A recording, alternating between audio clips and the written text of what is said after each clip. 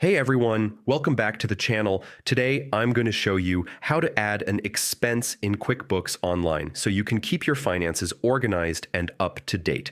Start by logging into your QuickBooks account. Once you're on the dashboard, head to the left-hand menu and click on Expenses to open your transactions. Next, click New Transaction and from the drop-down, select Expense. This will open up the expense form where you can enter all the details. Begin by adding the payee, the vendor, supplier, or service provider you paid, then choose the payment account, such as your checking, savings, or another linked account.